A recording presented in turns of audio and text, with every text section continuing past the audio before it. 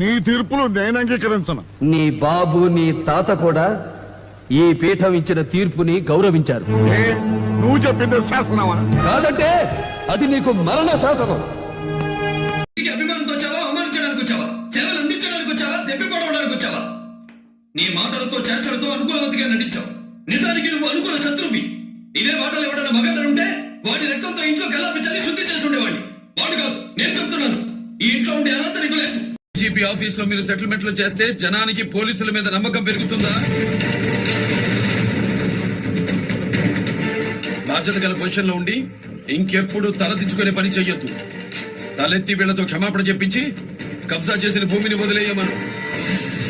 రేయ్, నీకు కావలసింది నేను. నాతో పెట్టుకో. 10 మందితో రా, 10 పెంచుకుంటూ రా, 10 సార్లు రా. నేను రెడీ. జనంతో వద్దు.